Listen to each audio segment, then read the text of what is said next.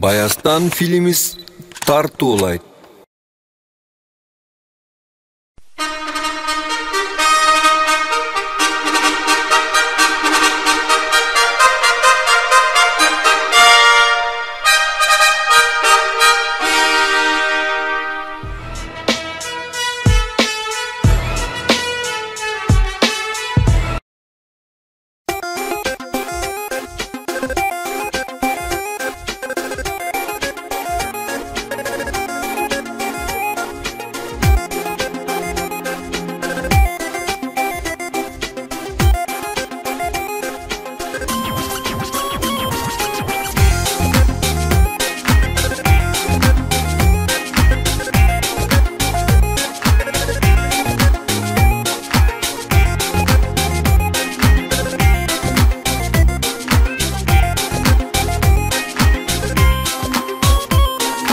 Kızına kalıp appadan, iniге kalıp ağadan, ırdegen ıyık bul ömür, kalıptır ata babadan.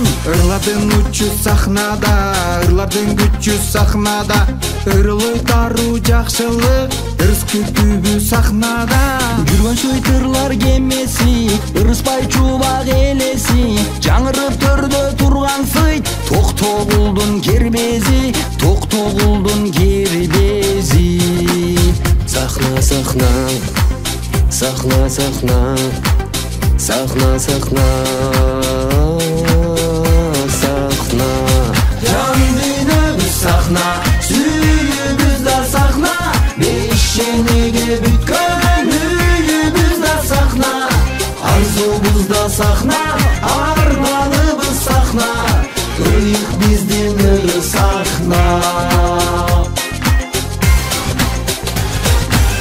Достың шап көңіл бұл, сахнанын сыйқыр күчү ушул, ырларын окуп турган сыйт, акындар алы кул. Биригиге кизек аппу, Чолпонбек менен Айсулуу, айтышып төрдө жаткан сыйт, жеңи жок барпы айтылуу. Серпишип мыскал бүппүсүн, созгон сыйтырдын күтүшүн, соротуп келип турган сыйт, сүймөн кул таттуу бүбүсүн, сүймөн кул таттуу бүбүсүн. Сахна, сахна, сахна, сахна, сахна, сахна, сахна. Жан дүйнөбүз сахна, сүйүүбүз да сахна, бейшенеге бүткөн үйүбүз да сахна, арзубуз да сахна, арманыбыз сахна, ыйык биздин ыры сахна. Жан дүйнөбүз сахна, сүйүүбүз да сахна, бейшенеге бүткөн үйүбүз да сахна, арзубуз да сахна, арманыбыз сахна, ыйык биздин ыры сахна.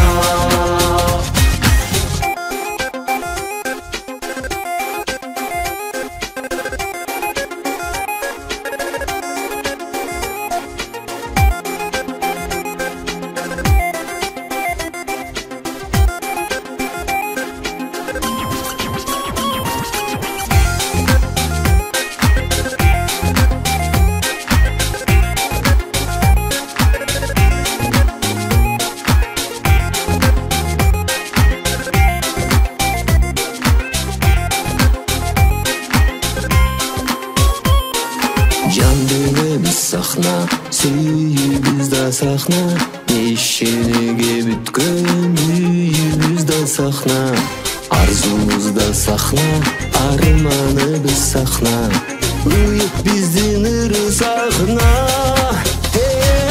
Жан дүйнөбүз сахна, сахна, сахна, сахна, бейшенеге бүткөн сахна, сахна, сахна, арзубуз да сахна, арманыбыз сахна, ыйык биздин ыры сахна.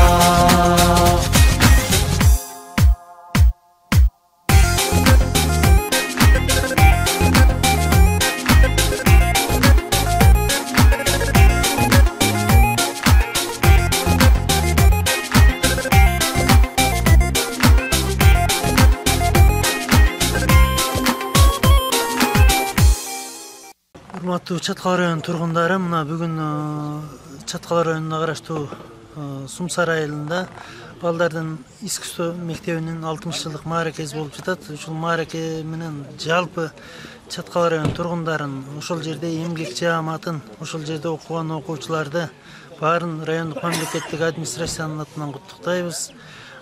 Дайым ийгиликтер болсун. Бул мектептен белгилүү таланттуулар чыккан. Ошол мектептин ишинде дайым ийгиликтер болсун. Жакшы иш-чаралар өтүп турсун.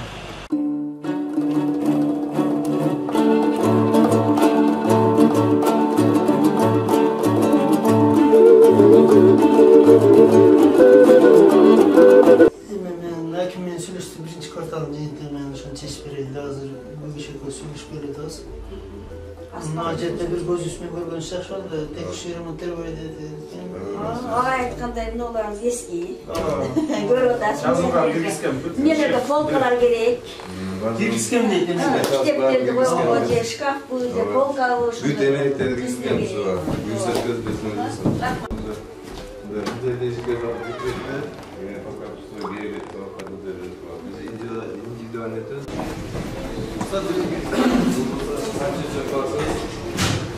Соответственно, музыканын математикасын окутабыз. Музыканы биз көрбөйбүз да.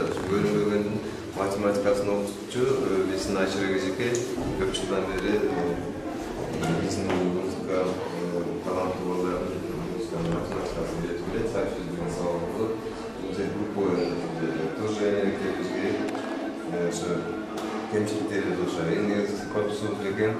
Эжекен Урал жарабыз. Эжекен Урал жарабызга фортепиано керек. Азыр электропианодан айтканбыз, азыр эми электропианоlar чыгып кеткен да. Бул эми эски варианты, антиквария, көп болгон ошо раз ушул нерсеге көңүл бурса, бизде дагы коммунизм жок эмеликте. Бул жакта министрликке кайрылганбыз, электропиано алып бериңиз десек, макул деген тоже айткан. Министрликтен инструмент жагын карайбыз деген. Анда биз бул жагын карасак, бул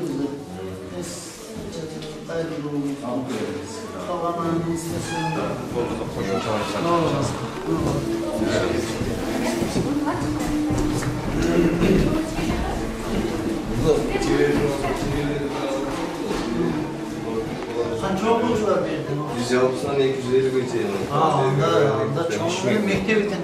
Бул филиал Сумсадагылардын корпусу. 3 мектептин арасынан айтканбы, талант балдарды аралаштырып чирек классыбыз. Эски Волган келишинче эметип келип атабыз. Бирок окуп келе жатат. Таланттуу балдарыбызды концертибизди байкайсызбы? Хорошо. Шеф, инструменттердин иштетүүсү бүткөн да. Бирок булар иштетип жүрөт да. Бул айдын убагындагы инструменттер ол киши азыр 60-тан ашып 70-ге жакындап калды. 80, 50 жыл иштеген. Ошонун убагындагы аспаптар Бул чечесин берсе. Чечесин. Ана бул жерде кадр маселеси. Колумузда класстарыбызда жетиштирик. Зданияыбызда жетиштирик. Болгону коммунизм болуп кетет да, аспаптарыбыз көбүнчө. Бүткү аспаптарды өкмөткө да жазып эле. Алып калсак, буюрса үкмөттөр алып берем деди да. Андан кийин эң негизгиси ушу эмеликтерибиз да. Аспаптарды эптеп жайып спонсорлордон, ата-энелерден эсебинен.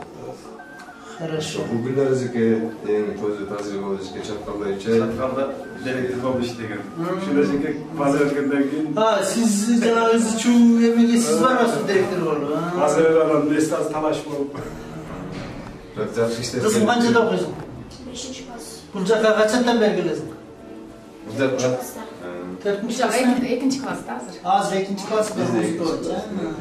Үйрөнүп калдың? Ооба. İyilikler olsun, buyuruza çeçev.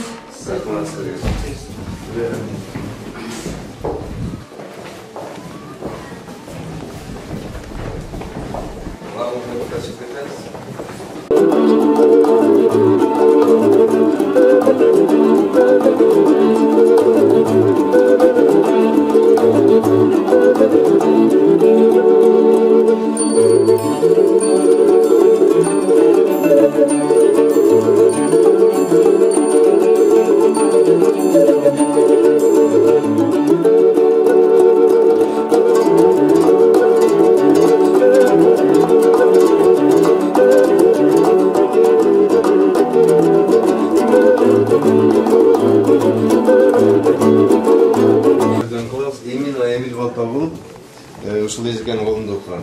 Аянды музыкалык математикалык училиге үйрөтүп кичинекейсинен. Бул көрүнүшү жанагы скульптуранда бардыгы ушул кышылардын эмгеги. Ошо как раз биздин агай, ушул жерде иштеген агай.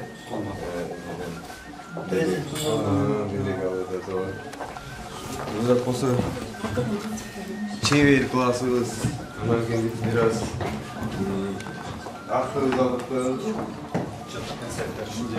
şakan kanlı dostlarım kanlı tanımaz. Mesela çevirdi, negizli şu sayfanda birkaç tane en negizlisi bizdeki şey mereklerde. Анан калган бир комплиментini тосак сонун айнекте пластик болсо Жылуулук кандай? жылуу тоже отоплениябыз бар, паровойбуз бар, көмүр жакшы. Биз кемчиликтерди оңдоп атабыз. Ушундай жигиттер көп болсун, дайым поддержка келип турушат, дагы ким бул жерде. Бул немелер болсо эжектерди алып коңшулар жайынан келиптирибизге байланып келиңиздер бизге соктон келиңиз.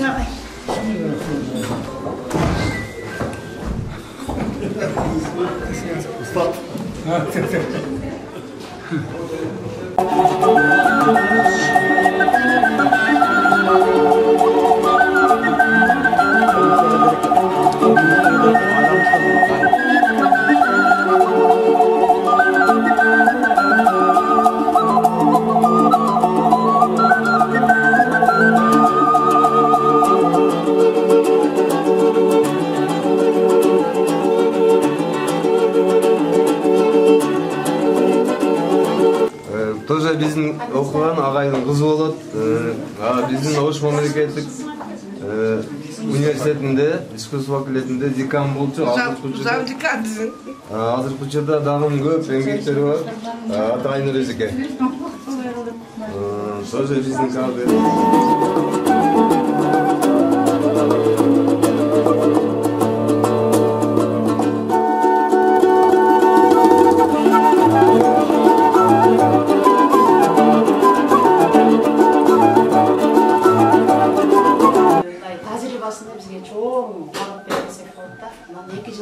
иштеш бул ар кимдин колунан келбейт. Ошого жараша бизге жакшы мындай багыт берди десек болот да, мектептин алгачкы жылдары. Анан мен билгенден бул агай ошол Алалыкка райондук балдар искусство мектебинин түптөөчүлөрүнүн бири.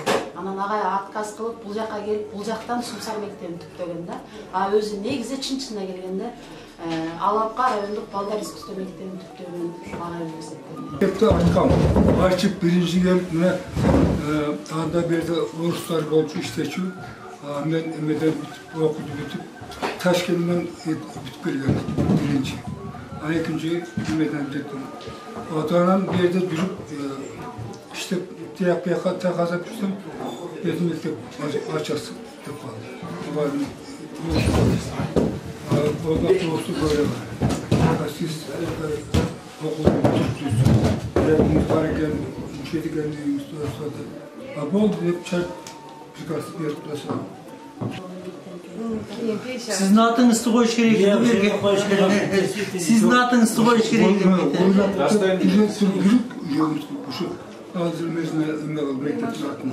Саламатсыздарбы? Бүгүн жакшы самал күбө болуп отурабыз. Бүгүн Сумсар искусство мектебинин 60 жылдыгына келип отурабыз. Сумсар искусство мектебинин 60 жылдыгы менен куттуктайбыз. Ушул мектебибизден жакшы балдар тарбиялап өсүп, жакшы ийгиликтерге жетип, жакшы Кыргызстанды таныткан, маданиятка эмгеги сиңген балдар өзү өрсүн. Камбаралы Эдилбаевке да рахмат, Кулматовичке да ушул мектепти жакшы деңгээлге өстүрүп өнүгүшүнө биз ишенебиз.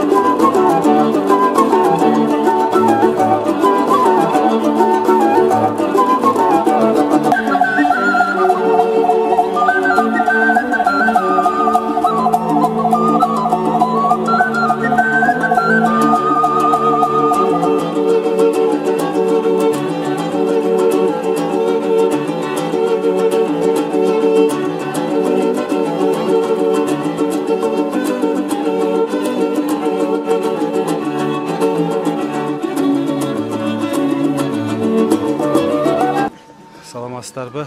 Жалпы Сумсар айылдын тургундары бүгүн бир бул айылда дагы жакшы самал болуп турат. Сумсар балдар искусство мектебинин 60 жылдык юбилейи белгиленип, бул мектеп боюнча айтып өтсөк, бардык талаптарга жооп берет. Таланттуу балдар чыккан, кадр маселеси бул жерде бардыгы чечилген. Мектептин коллективине, эмгек жамаатына ушул 60 жылдык юбилейиңиздер кут болсун. Ишиңиздерге ийгилик, дагы жакшы маданияттын мыкты кызматкерлерин, оончу ырчыларды тарбиялай беришиңиздерге тилектешмин. Эмне жандар?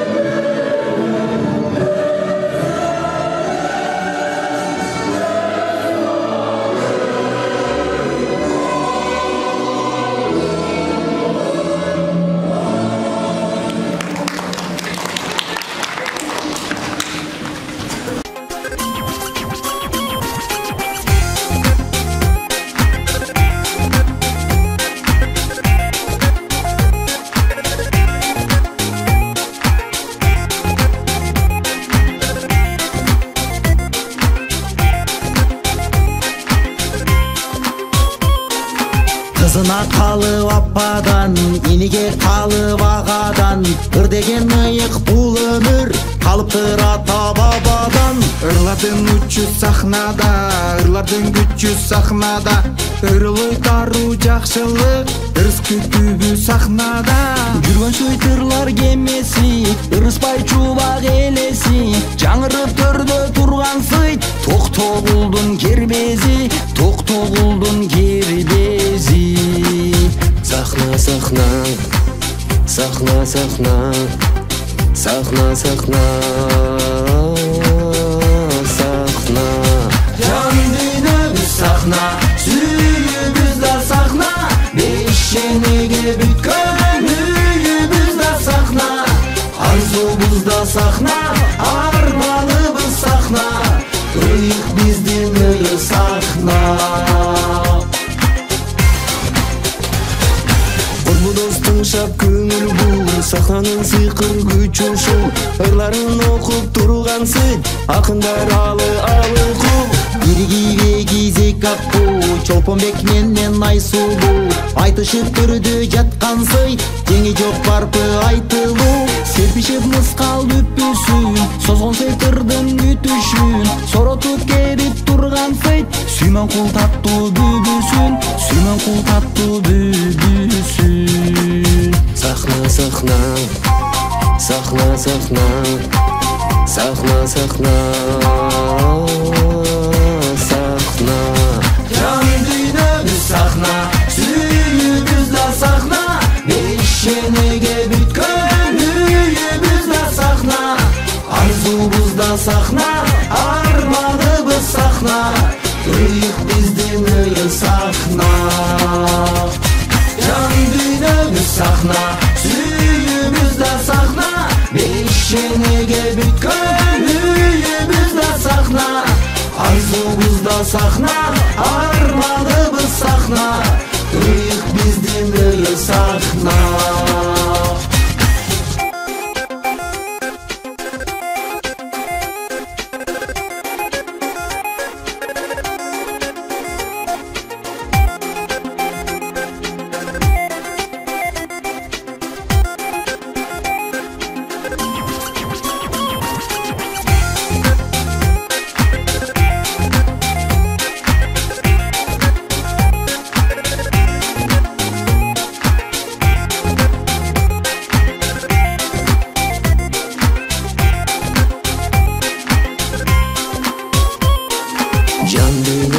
Сахна, сүйүүбүз да сахна, бешенеге бүткөн үйүбүз да сахна, арзубуз да сахна, арманыбыз сахна, ыйык биздин ыры сахна. Жан дүйнөбүз сахна, сахна, сахна, сахна, бешенеге бүткөн сахна, сахна, сахна, арзубуз да сахна, арманыбыз сахна, ыйык биздин ыйык сахна.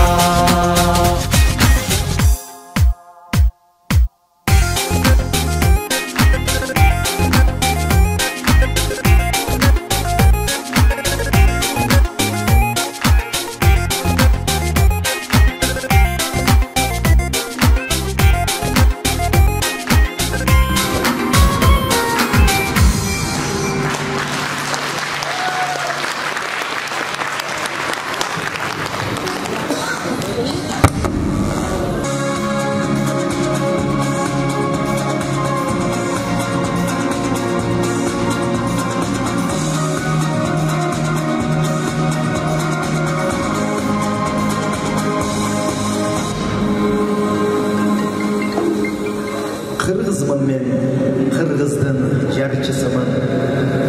Кыргызмын мен, кыргыздын камчысымын. Кылымдан кылымдарга уран айтчу. Кыргызмын мен, кыргыздын жарчысымын. Кыргызбыз биз. Кыргызбыз биз, кыргыз салтын сактаган. Кыргызбыз биз, кыргыз тилин нантаган. Салтты сыйлап, саламдашып алалы. Кыргызбыз биз, ата салтты бактаган. Саламатсыздарбы, урматтуу коноктор? Амансыздарбы, өнөрдү балаган кыргыз эли? Сумсар балдар искусство мектебинин 60 жылдык салтанаттуу кечесин баштоого уруксат этиңиздер. Классикалык заманбап жана улуттук музыканы жайылтуу максатында жаш мундардын шыгын ашып, талантына талант кошуп, жан дүйнөсүн руханий байытып, эстетикалык тарбия берип келген Сумсар балдар искусство мектебине бүгүн 60 жыл толуп отурат. Искусство дүйнөсүнө балдарды жетелеп, татымдуу тарбия берип, чыгармачылыгын колдоп, өнөрүн өркүндөтүп кийинки муунга жеткирүү максатында 1964 жылдан бери иштеп келе жаткан Сумсар балдар искусство мектебинин 60 жылдык мааракесине кош келипсиздер. Уланып, ырылар күйлөй арбый берсин, уккандардын көңүлү арзый берсин, уккулуктуу кыргызымдын обон көзү кылымдан кылымдарга тамшый берсин. Ырыс толуп, ашып ташып көңүлүгө, ырахаттуу ыр бүтпөсүн өмүрүдө, коштой берсин бакыт таалай элимде, ыр, би, күүсү таңшый берсин көңүлдө. Анда эмесе көңүлүңүздөрдү чакан концерттик программа курмакчыбыз. Кол ойнотом эригип учкан көңүл менен, заманымды залкар күлөр шаңга бөлөп, ушул комуз эң чимменин түгөнбөгөн. Сумсар балдар искусство мектебинин комузчуларынын аткаруусунда Атай Огонбаев жаштар маршы.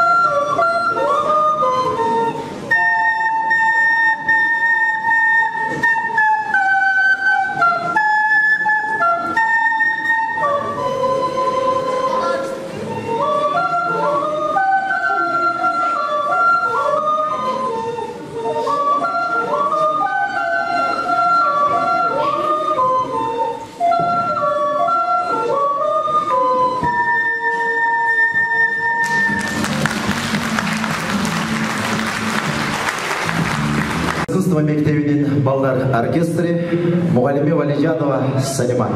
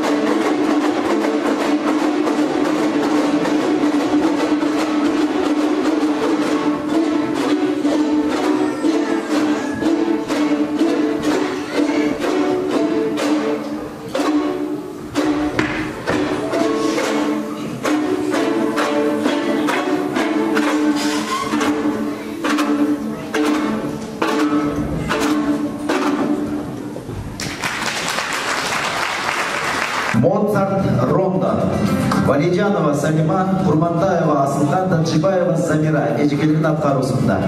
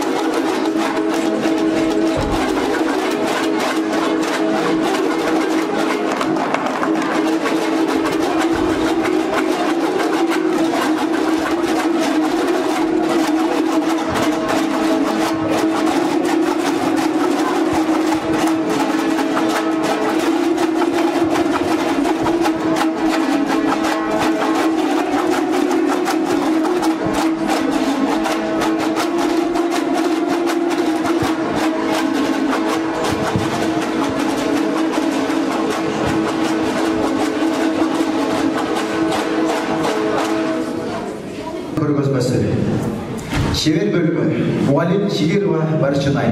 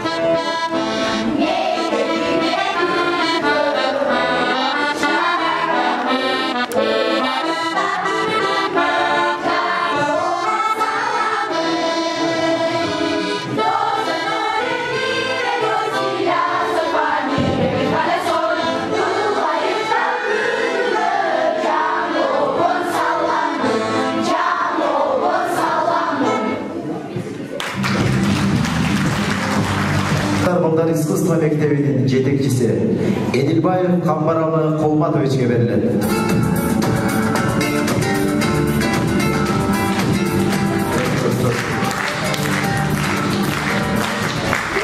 Алмаздар жаш отбасыларында жыл күнүңүздөр менен, кутмаңыздар менен.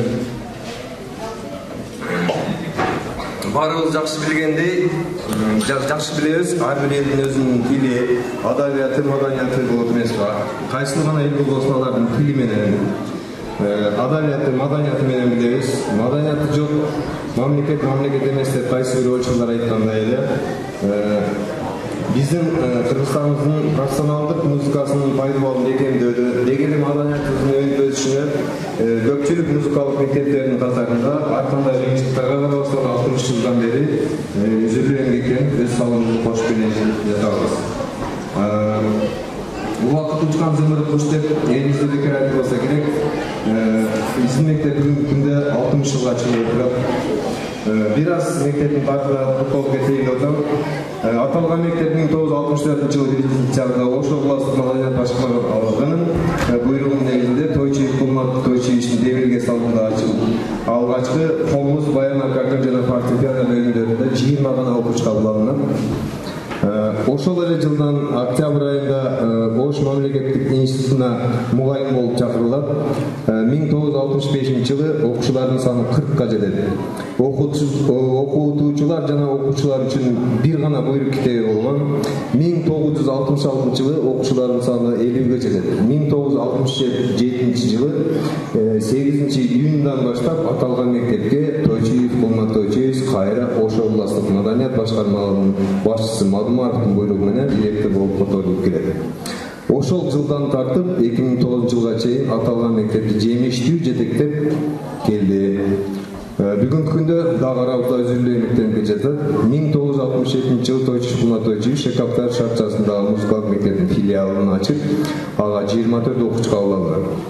Ошол эле жылы Сумсар мектебинде скрипка бөлүмү ачылып, биринчи скрипка мугалими Шарипова Нана Германовна жумушка алынат. 1968 жылы май айында биринчилерден болуп, аккордеон бөлүмүн Кондратьев Николай, баян бөлүмүн Кудрявцев Александр, фортепиано бөлүмүн Позднякова Наташа түзүшкөн. 1968 жылы окуучулардын саны 75ке жетет. 1970 жылы мектепти бүтүүчүлөрдүн ичине баян классын бүтүргөн Алиева Малика Мырзаевна мектепке баян классына ишке алынып, музыкалык окуу жайын сырттан окуу бүтүргөн. Бул эчекебиз дагы бүгүнкү күндө арабызда отурат, талыкпай үзүлүү эмгектенип жатат. 1970 жылы гитара классы ачылып, Дорон Сергей Романович кабыл алынат. 1970 жылы Уильям Аспактар бөлүмү ачылып, ага Александр Андреевич кабыл алынат. Ошол эле 70 жылы 1-май колхозунда филиал ачылып, биринчилерден болуп Алиева Малика Мырзаевна окутуучу болуп калат. Бул жерде 1-май айылынын директору отурасыздар, жакшы билесиздер. 73 жылы Шекаптар филиалынын биринчи бүтүүчүлөрүнөн болуп 4 окуучу бүтүрүшүлөр. Булардын ичинен Федотова Москвадагы Петр Ильич Чайковский атындагы консерваториянын бүтүрүп, ошол жерде иштеп калат. Ян Булатова Соня болсо Өзбекстанда музыкалык окуу жайда иштеп келет. 78 жылдан баштап мектепте окуу жайды бүтүргөн жаш артисттер мугалимдер коллективин толуктап баштайт. Биринчи кыргыз эл аспаптар бөлүмү ачылат. 1983-84 жылы бүтүрүүчүлөрдөн Ирисбекова Зевиниса Нусретбековна жана Балижанова Салима Алижановна ошол музыкалык окуу жайындан андан соң искусство институтун бүтүрүп, азыр өздөрү окуган мектепте үзүлүү эмгектенип жатышат. Андан соң 85-жылы бүтүрүштөрдөн 2 окуучу музыкалык окуу жайын окушумун аяктап, Исматова Айчерек Шарипаевна өзү окуган мектепте сольфеджио мугалими болуп эмгектенип келет. Дагы эле ушул сыяктуу Карабаева, Замира Тажибаева, Замира Тойчиев, Марат жана башка бүтүрүүчүлөр өз кесибин улантып, кайра өздөрү окуган музыкалык мектепте иштеп келишет. Жана ошондой эле бизден бүткөн Нурбаева Айнура Кулматовна азыркы күндө Ош мамлекеттик университетинин музыка факультетинде зам декандын орун басары болуп иштеп келе жатат. Нурбаев Азамат болсо, улуттук консерваторияны аяктап, ошол жерде фортепиано классында мугалим болуп иштеп келе жатат. Андан тышкары ушул мектепте окуп кеткен кыргыз эстрада жылдыздарынын катарында кыргыз элине атын качкасындай таанымал болгон Эмиль Балкалов, Алтынбек Борош окшогон жылдыздарыбыз айтып кетсек болот. 1991-жылы көркөм сүрөт, 92-жылы кошумча сабак болуп, уз чеберчилик бөлүмдөрү ачылган. 92-жылы 1-декабрда Сумсар музыкалык мектеби Чаткал райондук мамлекеттик акимчилигинин номер 280 буйругунун негизинде Сумсар искусство мектеби болуп аталат. 95-жылы мектеп өзүнүн 30 жылдык юбилейин жемиштүү өткөрөт. Мектеп директору Маданият министрлигинин ардак грамотасы менен сыйланып, көптөгөн окуучулар, мугалимдер баалуу сыйлыктар менен сыйланышат. Өмүрүн музыка дүйнөсүнө мектеп арнаган Тойчиев Кулмат Тойчиев азыр СССР маданиятынын отличниги, эмгек ардагеринин медалынын ээси, Кыргыз Республикасынын маданиятынын мыкты кызматкери, ардактуу атуу, Кыргыз маданиятына эмгек сиңген ишмер деген жана дагы Аксакалдар коомунун төрагасы, 80-90 жылдардагы шаарчалык кеңештин партиялык бөлүмүнүн төрагасы, бир канча жолку жергиликтүү жана райондук кеңештин депутаты болгон.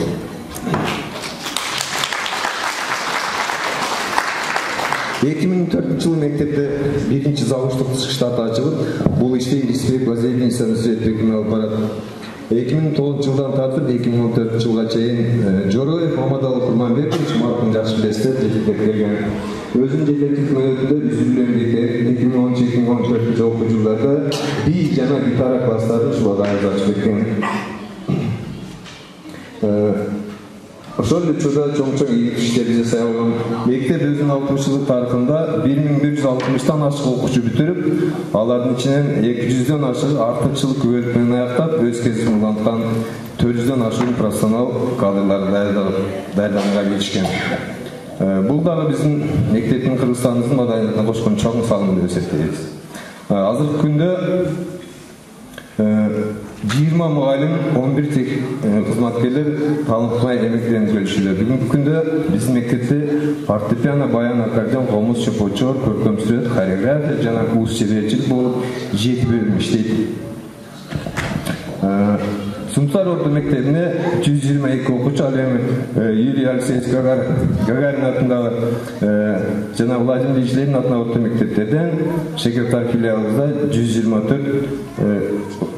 ашык окуучу болуп, жалпысынан 250ден ашык окуучу окуйт. Бирок тилекке каршы бүгүнкү күндө жакшы билесиздер, интернат мектебинен окуучуларды окута албай келебиз кайсы бир себептер менен.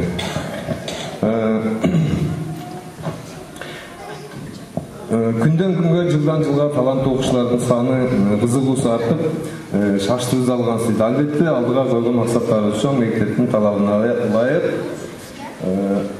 жаңы хор классы, эстрадалык вокал классы, манас айтуу классы жана театр жана башка заманбап класстарды ачып, окуучулардын эстетикалык тарбиясын арттырууга, Кыргызстандын маданиятынын өнүгүүсүнө, кыргыз профессионал музыкасын өркүндөтүүгө стандарт кыйынчылыктарга карабай мугалимдер эмгек жана чын дилден иштеп, негизинде аябай деген чоң чейин билдирип кетет. Албетте мектепте окуучуларга да мугалимдерге жакшы шарттарды жана технологияларды жана жабдыктарды, музыкалык аспаптарды жана окуу куралдары жана башка керектүү жабдыктарды камсыздууга ар тараптан чоң колдоолорду үмүтүбүздө күтөбүз. Чаткал райондук мамлекеттик администрациясынын башчысынын орун басары Турталиев Бакыт Абдыразаковичке сөз беребиз.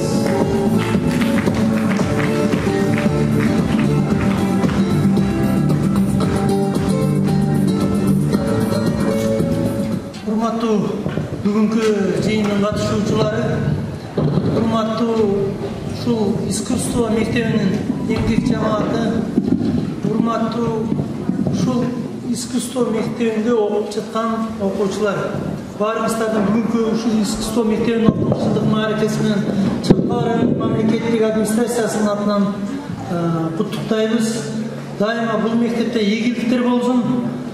Чапкал райондук мамлекеттик администрациясынын башчысы Аким Алтынбек Жыргалбаевич ушул мектепке салам айтты. Өзү командировкада болуп калгандыгына байланыштуу мен келдим. Анан бул мектепте келип эле көргөндө ошол мектеп директору айтып өткөндөй айрым бир кемчиликтер бар экен. Буюрса анын баарын 2025-жылда ордуна келтиребиз, жаңы аспаптар менен камсыздайбыз. Бул мектеп мага өтө жакты, биринчи жолу көрдүм. Анан бул мектепте бир кубандырган жагы, бул мектептин тарыхы болгон агайыбыз биздин арабызда отурат, 50 жылдан ашык эмгек кылган экен. Бул кишинин мээнети өтө чоң болгон экен. Ушул мектепти сактап, мына өстүрүп келип, азыркы мезгилде 250 мың тегерегинде окуучу окуп жатат дейт. Агайыбызга чоң рахмат.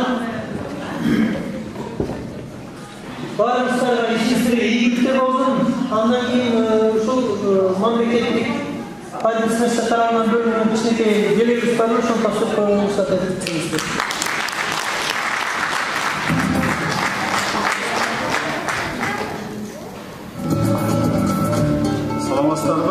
Дагы бир жолу Сумсар балдар искусство мектебинин 65 жылдык юбилейин иш-чарасына карата жаш муңдарды окутуп тарбиялоодо кошуп келе жаткан салым үчүн Сумсар балдар искусство мектеби сыйланат. Сертификат менен.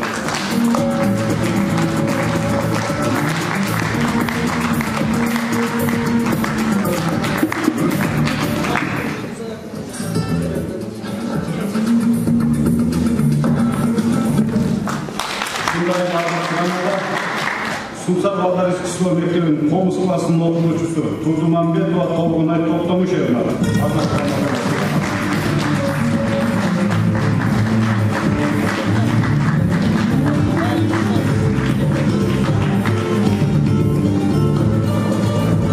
Ушундай эле ардак грамота менен Сумсар балдар искусство мектебинин комуз классынын окуучусу Марайымбекова Гүлнара Ырысбековна сыйланат.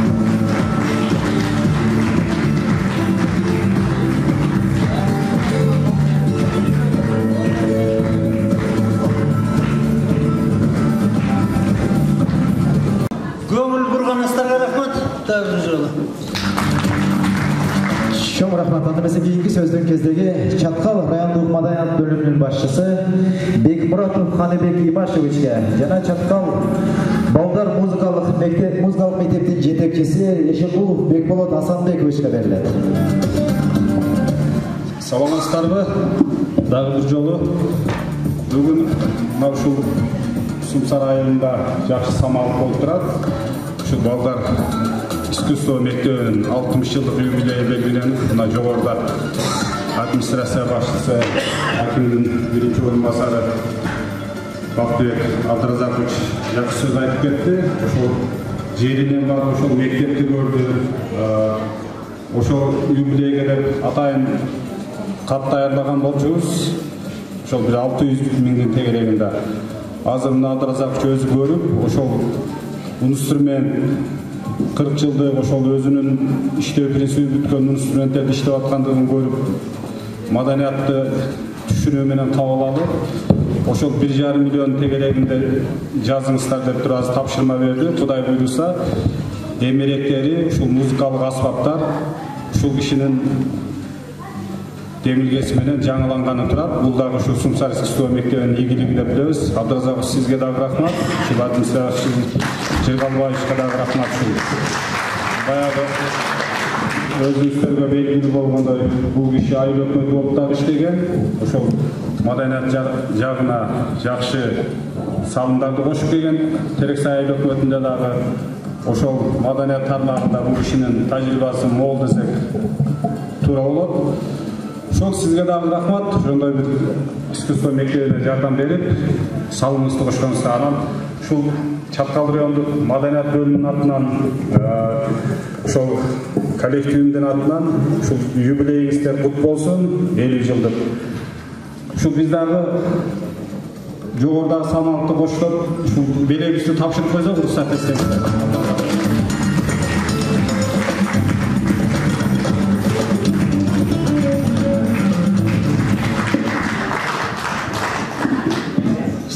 Урматтуу бүгүнкү 60 жылдык юбилейге катышуучулар.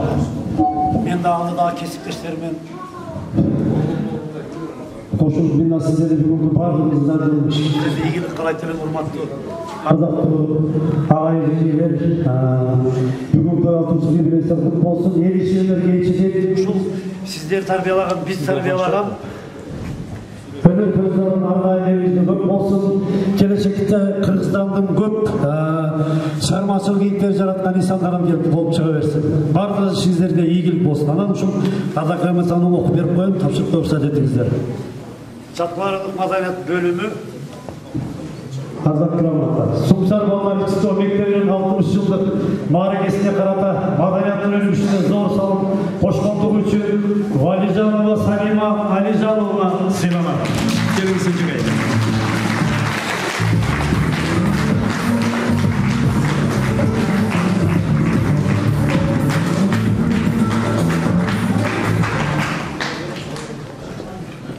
Ушул даражага жеткен мыкты мугалим болуп, окуучуларды тарбиялаганга баардыгыңыздар ушул чыгармачы ийгилик каалайт элем. Анан мен дагы ушул сиздердин катарыңызга кошулуп, Чаткал райондук балдар музыкалык мектебинин эмгек жааматтан ушул белек тапшырууга уруксат этиңиздер.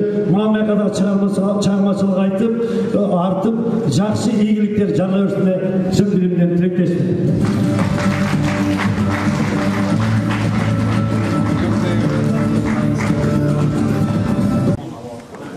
Ардактуу биздин Сумсар искусство музыка мектебинин жааматы жана ошондой эле агай-эжекелер, ардактуу эс ауылдагы агай-эжекелер, сиздерди өзүм атынан жана Чаткал районунун болгон ардагерлердин атынан кызык куттуктап, сиздерге узун өмүр, чын ден соолук, бакыт жашоо, ишиңиздерге алганга ийгиликтерди каалайбыз.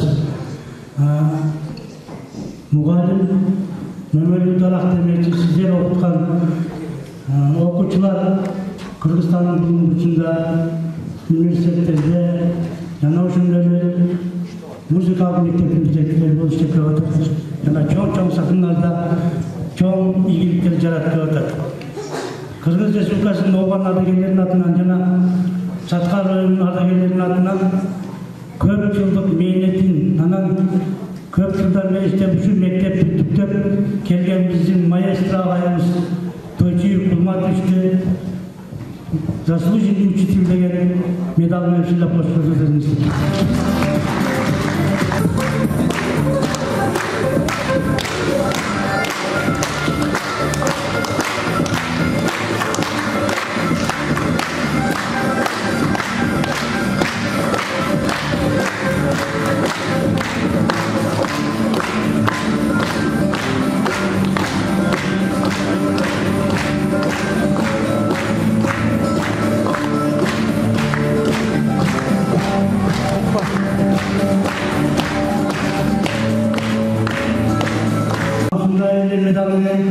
Көп жылдык үзүлүү эмгегин баалап, ошо биздин республикалык болгон ардагерлердин атынан эжекебиз Тажибаева Малика Мырзаевна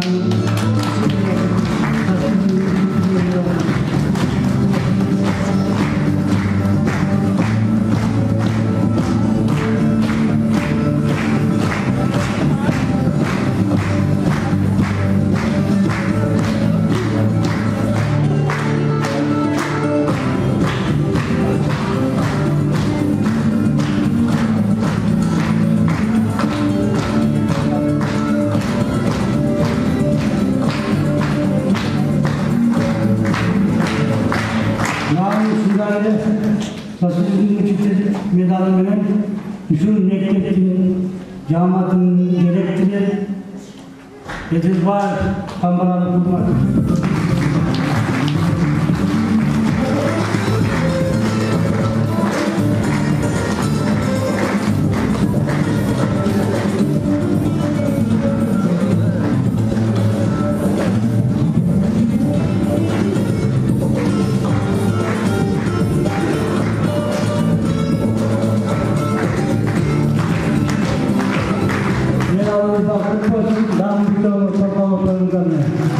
Саламатсыздарбы, бүгүнкү салтанаттуу мааракенин катышуучулары жана коноктору. Бүгүнкү балдар искусство, Сумсар балдар искусство мектебинин 60 жылдык мааракеси менен өзүмдүн жана үй бүлөмдүн атынан кызуу куттуктап этүүгө уруксат этиңиздер. Эмгек жааматы эң күчтүү кесипкөй мугалимдердин күчүрмөндүгүнөн биздин аймакта ушундай таланттуу балдар тарбияланып чыгып жатат. Ушул эмгек жааматта атам иштеген. Атам Жураев Мамадалы Курманбекович маданият тармагында 35 жыл эмгектенип, анын ичинде 10 жыл балдар Сумсар балдар искусство мектебинде жетекчи болуп иштеген. Эмгек жолунда көптөгөн кызматтарды аткарды. Музыкалык мектепке жылуулук системасын киргизди. Музыкалык аспаптар менен камсыз кылды. Көптөгөн проекттер менен иштеп жана проекттерди даярдаган проекттери ишке ашып баштады. Шакактар филиалынын чатыры жабылып жана мектебинин алдына арка курулду. Концерттик зал ачылды. Жылуулук системасы киргизилди. Айта берсек, атамдын эмгеги өтө чоң. Атамдын алдына койгон максаттары айта берсек өтө көп болчу. Максаттарын улантуу үчүн ийним экөөбүз Жураев Мамадалы Курманбекович атында фонд ачтык. Окуучуларга жана мугалимдерине жылдын аягында стипендия беребиз жана музыкалык аспаптар менен камсыз кылып турабыз. Сиздердин бүгүнкү майрамыңыздар менен дагы бир жолу куттуктаймын. Ишиңиздерге ийгилик каалайм. Атамдын Жураев Мамадалы Курманбекович атында фонддун атынан сиздерге белегибизди тапшырып коюуга уруксат этиңиздер. Биз мектепке аккордеон алдык. Буюрса мындай белектер көп болот. Мындай белек музыкалык аспаптар менен дагы да камсыз кылып турабыз. Ишиңиздерге ийгилик, көңүл бурганыңыздарга чоң рахмат. Бар болуп чоң рахмат, махабат айымсыздарга. Ишиңиздерге чоң элдер каалайм. Саламатсыздарбы, урматтуу бүгүнкү кеченин катышуучулары жана ошондой эле Сумсар музыкалык мектебинин жалпы коллективи бүгүнкү баарыңыздардын майрамыңыздар менен кызуу куттуктаймын. Балдар музыкалык мектебинин концерттик программасын көрүп эле мен ушунчалык сыймыктанып турам. Бул жерде кесипкөй, күчтүү мугалимдер иштегени көрүнүп турат. Сиздердин ишиңиздерге чоң ийгиликтерди каалайм. Таланттуу балдарды өстүрүп чыгара бериңиздер. Дагы не дейт элем, ошо ойлогон ой максаттарыңыздарга жетиңиздер.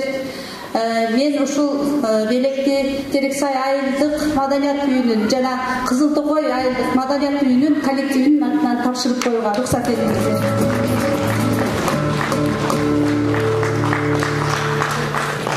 Көңүл бурганыңыздар үчүн чоң рахмат. Ардактуу ата-энелер, кымбаттуу биздин окуучулар. Мына бүгүн биз Сумсар көркөм өнөр искусство мектебинин 60 жылдык юбилейин белгилеп отурабыз. Андыктан биз сиздерге эң биринчи чыгармачылык ийгилик, жааматыңыздар менен аман болуңуздар. Мына ушундай жакшы концерттерди тартуулаган, жакшы инсандарды тартуулаган, жакшы кесиптин ээси болгон чыгаан атуу кыздарды тарбиялап чыгара бериңиздер. Ишиңиздерге албан ийгилик каалап, жааматтын атынан, жалпы элибиздин атынан куттуктап кетүүгө уруксат этиңиздер. Ал эми биздин чакан жааматтын арзыбаган белегин кабыл алып коет деген үмүттөбүз. Рахмат чоң. Саламатсыздарбы, ардактуу бүгүнкү салтанатта келген жалпы жаамат. Сиздер менен ушундай күндө жолугушуп жатканыбызга кубанычтабыз. Мына бүгүн биз ыр сүйүүчүлөрүн жан дүйнөсү байытуу үчүн келген жалпы коноктор отурат деп ойлойбуз. Мына бүгүн Сумсар искусство мектебинин 60 жылдык мааракеси менен Гагарин атындагы жалпы орто билим берүүчү мектебинин жааматынын атынан чын дилимден куттуктаймын. Биз мектепте илим билимге гана берсек, ал эми бул искусство мектебинде балдардын жан дүйнөсүнө сиздер ар түрдүү аспаптар менен жан дүйнөсүнө жан киргизип турат экенсиздер. Мына айтылышка оңой болгону менен бул 60 жылда канчалаган адамдардын эмгектери турат. Мына слайдда дагы сиз айтып кеткен докладыңызда дагы көрдүк. Бул ийгиликтин бардыгы бир адам, эки адамдан жаралбайт, бул жалпы жааматтан жаралат. Ушул жараткан ийгиликтерди жараткан адамдар бар болуңуздар. Ишиңиздерде ийгилик болсун. Ал эми азыркы күндө эмгектенип жаткан жалпы жааматыңыз жана жетектеп жаткан Камбаралы Кулматович, сизге ишиңизге ийгилик. Биз сиздер тарбиялап өстүргөн балдарыңыздардын дайыма келечеги кең болсун. Биз ишенебиз, булар мыкты инсан болуп чыгышына. Бар болуңуздар, мектептин атынан кичинекей белегибизди тапшырып коебуз.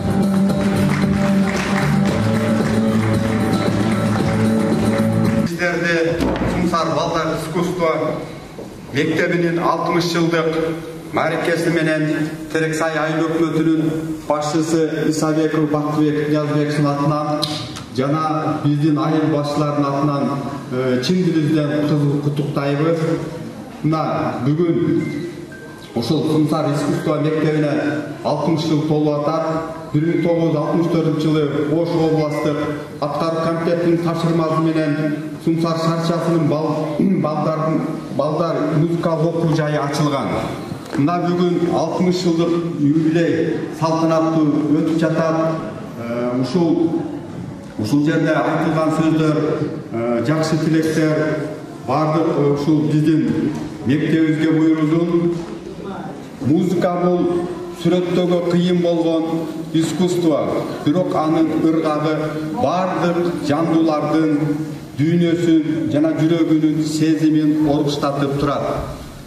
Мына ушул керемет аламга жана жаш жеткинчиктерди Сумсар балдар искусство мектебинин агартуучулары Кыргыз Республикасынын маданиятына эмгек сиңирген ишмер Кулмат Тойчиевич, Малика Мырзаевна, Шумажал арабыздан алып кеткен Мамадалы Курманбекович, ошондой эле азыркы убакта жетектеп келе жаткан Камбаралы Кулматович жетектеген коллективге жаш жеткинчиктердин жан билине улуу маданият өрөөнүн сээп, жаркын максаттарга үндөгөн мугалимдерге кандай алкыш айтсак да жарашат. Сиздерде жалпы коллективди 60 жылдык юбилейиңиздер менен куттуктайбыз. Баарыңыздарга чын ден соолук, узун өмүр, бакубат турмуш, ушул түйшүктүү ишиңиздерде ийгиликтерди каалайбыз. Анан биздин да ушул белектерибиз бар эле, ушул белектерди жеткизүүгө уруксат этиңиздер.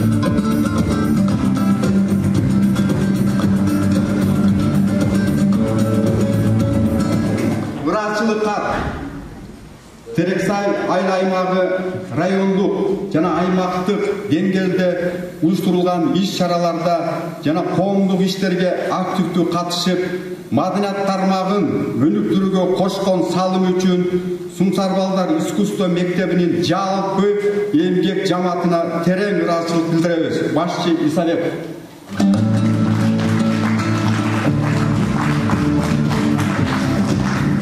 Ардак грамота Терексай айыл аймагынын маданият тармагын өнүктүрүүгө кошкон салымы жана көп жылдык жигердүү эмгеги үчүн Манасов Абдулфатта Турабаев сыйланат.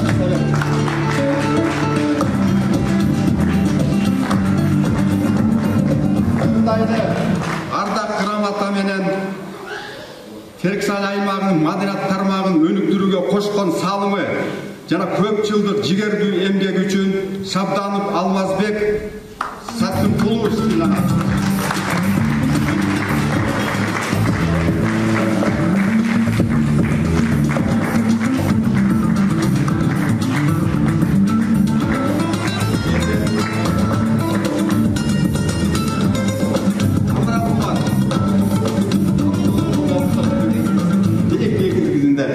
Жана айыл өкмөтүнүн атынан жана биздин айыл башчыларынын атынан кичине арзулаган менен рахмат. Майрамыңыздар көңүлдүү өтсүн. Дагы бир жолу 60 жылдық юбилейтерінен чын жүректен құттықтаймыз. Ош мемлекеттік университетінің профессоры, алдыңғы оқытушысы Нурбаева Айнура Кулматовнаға жана Үсен Алыбаев атындағы музыкалық мектептің жетекшісі Абдуллаева Мээрим Жалаловнаға сөз береміз.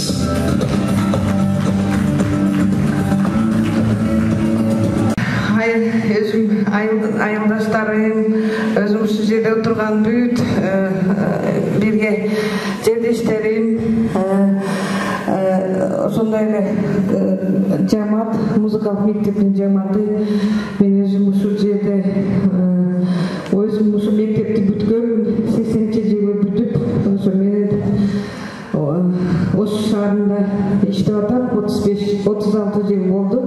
Ош мамлекеттик университетинин педагогика, искусство жана журналистика институтунда иштеп келатам. Куттуктайм, юбилейиңер куттуу болсун. Мен өзү азыр кичине толкундап атам, мен мындай кетпедим эле. Майрамыңыздар куттуу болсун. Ушул жерде отурган классташтарым да отурат. Ушул музыкалык мектепке мен көп ийгиликтерди каалайм. Ушу атама рахмат, ушунча мен ыраазычылыгымды билдиргим келет. Мен окутуп ушу чоң жолго жанагы узат дегендей. Ушул мектеп, мен ушу окуган мектепке ийгиликтерди каалайм, жакшылыктарды, ушул коллективиңерге ынтымак таазим этим. Анан жалпы ушул эмгек жамаатка бүгүнкү юбилей менен Алапка райондук балдар искусство мектебинин атынан чын жүрөктөн куттуктап коюуга уруксат бериңиздер. Сумсар балдар искусство мектеби кесипкөй мугалимдер менен баарыбызга белгилүү. Биз сиздер менен дайыма чыгармачылыкта иштешип келебиз. Камбар агайды да баштайбыз, агайдын окуусу, агайдын кызы биздин мугалим, агайдын биздин эжекебиздин атасы бизге устат талаптерди ушундай өнөр жолунда сиз баштап аткан улуу көчүн учуу ула берсин деп биз биздин мектептин атынан эл аралык түрк сой уюмунда галереяда орун алган, диалогияда орун алган биздин көрүнүктүү Анкарада билим алып келген Самат аттуу белгилүү сүрөтчүбүздөн ушул улуу көч деген картинаны тапшырып коюуга уруксат бериңиздер. Мектебиңиздердин баштаган улуу көчү тууган берсин, учуру үзүлбөсүн. Баарыңыздарды чын жүрөктөн куттуктайбыз. Баарыңыздарга таазим. Чоң рахмат, бар болуңуздар. Сиздердин дагы ишиңерге чоң ийгиликтер бар болуңуз, айнажеге, бермежеге бар болуңуздар. Чоң рахмат. Чоң рахмат. Анда эмесе кийинки сөздүн кезеги Кыдыралы атындагы музыкалык мектептин жетекчиси Жамалдинова Каникей Жеңишовнага жана 1-май музыкалык мектептин жетекчиси Ботобекова Аида Шаршеновнага сөз берилет. Кутмандуу күнүңүздөр менен бүгүнкү салтанаттын катышуучулары, урматтуу биз сыйлаган агайыбыз Камбаралы Кулматович жана сиз баштаган жамаат, Кыдыралы атындагы балдар искусство мектебинин жалпы эмгек жамаатын жана жеке өзүмдүн атымдан бүгүнкү мектебиңиздердин 60 жылдык юбилейин чын дилибизден куттуктайбыз. Урматтуу Камбаралы Кулматович, бүгүнкү аракеңиздер, бүгүнкү майрамыңыздар кут болсун, бизге дагы жугумдуу болсун. Жогоруда бардыгыбыз сиз тарбиялаган, сиз эмгек жамаатыбыз тарбиялаган таланттуу жаш жеткинчек балдардын концерттин номерин көрдүк. Абдан толкунданып отурдук, жакты, абдан жакты. Мектебибизди биринчи жолу көрүп тааныштык. Бар жолунан келишкен көп окуп келебиз. Сумсар балдар искусство мектеби эң алдыңкы мектептердин бири. Адискөй күчтүү специалисттер иштейт. Аны баарыбыз көп жылдан бери угуп эле келебиз. 2017-жылы министрликтен аттестационный комиссия келгенде дагы абдан сиздердин мектебиңиздер жөнүндө именно баса белгилеп мактап кеткенде эле азыр эсиме түшүп отурдум. Өз көзүбүз менен көрүп, чындыгында ынан отурдук. Ошол сиз баштаган педагогический составга чыгармачылык ийгилик, жогорудагы жаш жеткинчек балдардын санын көбөйтүп, Кыргыз Республикасынын маданиятына зор салым кошкон мыкты инсандарды, творческий, чыгармачыл жаш жеткинчектерди тарбиялай бериңиздер. дагы да жолун байрамыңыздар менен. Ана Кыдыралы балдар искусство мектебинин атынан атайын белектерди алып келдик элек.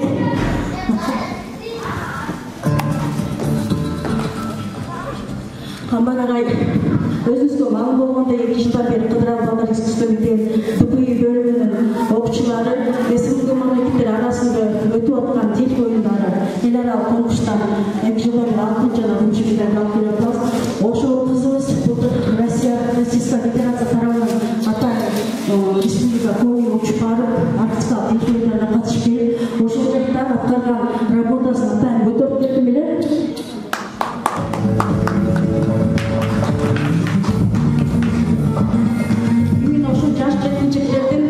Өздерінің қолдарынан жаратқан работасы Камбар агай. Ушул мектебибизге же кабинетибизге үйрөнүп алсаңыз. Жана ошол конкурста чоңуздун арасында элип турган ушул работасы. Бул именно жаш жеткинчектердин өздөрүнүн колунан жаралган иштери. Ушул кабинетибизге үйрөнүп алсаңыз. Жана өзүнүн жамаатынын ишин арзыган билебиз акчалар. Кабыл алыпсыз. Бүгүнкү кеченин катышуучулары баарыңыздарды урматтуу менин ардактуу менин устаттарым, менин айылым, менин алтын уям. Мына бүгүн Сумсар көркөм өнөр мектебинин 60 жылдык юбилейи белгиленип атат. 1 май балдар искусство мектебинин атынан кызуу куттуктайм. Мен үчүн бүгүн өтө толкундуу күн болуп атат. Мен бүгүн өтө кубанычтамын. Мына бүгүнкү иш-чарада жаш жеткинчектерди мына өзүмдүн нүкөм менин кызы катышып атты. Мен үчүн аябай толкундуу күн болду. Бир кезде мен да ушундай кичинекей кыз болуп, ушул мектепте менин устаттарым мени тарбиялап, ушул сахнага алып чыккан ушул менин устаттарым болуп. Мен толкундангандан сөз таппай атам да. Себеби мен ушул жердин кадры болом. Агай жалпы жамаатыбызга албан ийгиликтерди каалайм. Жаш жеткинчектерге тарбия берүүдө талкпаңыздар, эмгегиңиздердин үзүрүн көрүңүздөр. Мына бүгүн жогоруда айтылган менин ага эжекелеримдин каалоо тилектери орундалсын, баарына кошулам. Мына менин эжекелерим отурат, агайларым, менин устаттарым. Буюрса, мына сиздердин ишеничиңиздерди буюрса биз дагы актап, ошол сиз башкы кандай болсо аягы деле ошондой болот экен да. Мына ийгиликтер жарала берсин, бар болуңуздар. Дайыма ушундай жакшылыктарда, ийгилик иштерде күбө болойлу. Дагы бир жолу бар болуңуздар, байрамыңыздар кут болсун. Бизге дагы канкеже айткандай чыксын. Анан арзуага 1 май балдар искусство мектебинин атынан арзуаган белегибиз бар эле, кабыл алып коюңуздар.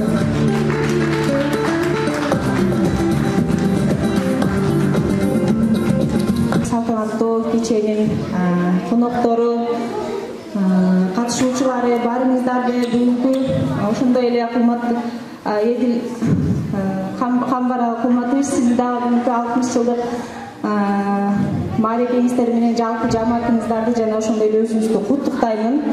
Бул күнгө жетиш дагы өзүнчө бир сыймык. Ошондой эле бүгүнкү салтанаттуу кечеде бул жерде туруп жаш жеткинчектерди көрүп аябай толкунданып турам. Мындай балдарды окутуп, талантын ашырып, кандай гана сонун күйлөр аткарылды, кандай гана сонун чыгармалар аткарылды. Ушундай деңгээлге жеткирип аткартуумдагы өзүнчө бир эмгек жамаатыбызга чоң ыраазычылык билдиребиз. Ушинтип бизде сахнабызды толтуруп келе бериңиздер. Эшигибиз дайыма ачык. Биздин дагы Сумсар айылдык маданият үйүнүн жамаатынын атынан арзулаган белегибиз бар. Кабыл алып койсоңуз. Ошондой эле келген конокторго баарыңыздарга чоң ыраазычылык билдиребиз. Биздин бособобузду аттап келип, ушинтип сыйлап келип турганыңыздарга чоң ыраазычылык билдирем. Мен ойлаймын, азда болса, біз сіздің әзіңіздің біраз отчетыңызды беріп алдық деп ойлаймын. Біз 6 жыл әңгімелерде біраз түсінік беріп алдық деп ойлаймын. Азда болса мақсатымызға жете алдық деп ойлаймын. Анда емесе бүгінгі салтанатты әңгімеміздің екінші бөлімінде жалпыңыздарды Байшичиге ресторанына шақырамыз. Тияқтан сый тамақ, әртүрлі ойын-сауықтар, жана башка қалғанымыз осы жақта барып сөйлесеміз.